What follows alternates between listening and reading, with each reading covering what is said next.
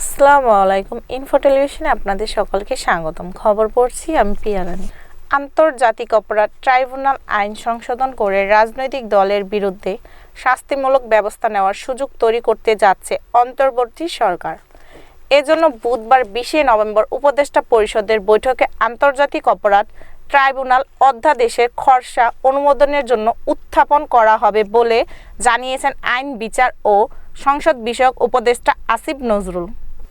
রাজধানী মহাখালীর তিতুমীর কলেজকে বিশ্ববিদ্যালয় করার দাবিতে আজ দ্বিতীয় দিনের মতো আন্দোলন চালিয়ে যাচ্ছেন শিক্ষার্থীরা। আন্দোলনরত এই শিক্ষার্থীদের 14 জনের একটি প্রতিনিধি দল সরকারের আহ্বানে শিক্ষা মন্ত্রণালয়ে গেছেন। এই আন্দোলনের অন্যতম সংগঠক ও তিতুমীর কলেজের শিক্ষার্থী জাবেদ ইকবাল বিষয়টি জানিয়েছেন।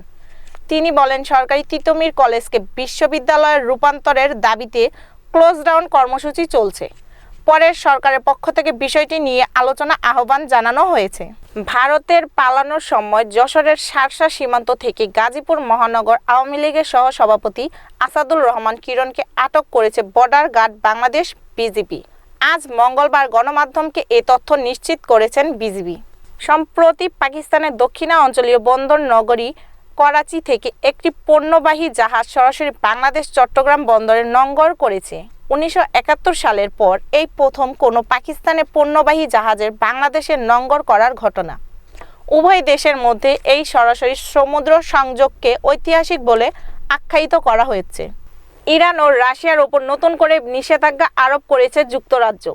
ইউক্রেন ও রাশিয়ার চলমান যুদ্ধ সংক্রান্ত ইস্যুতে এই নিষেধাজ্ঞা আরোপ করা হয়েছে। ব্রিটিশ সংবাদ মাধ্যম দ্য গার্ডিয়ানের উদ্ধৃতি দিয়ে এ খবর জানিয়েছে বার্তা সংস্থা এএফপি। গার্ডিয়ানের প্রতিবেদনে বলা হয়েছে, ইরানের একটি এয়ারলাইন্স ও একটি শিপিং গ্রুপ এবং রুশ জাহাজ পোর্ট ওলিয়া 3-এর উপর নিষেধাজ্ঞা আরোপ করা হয়েছে।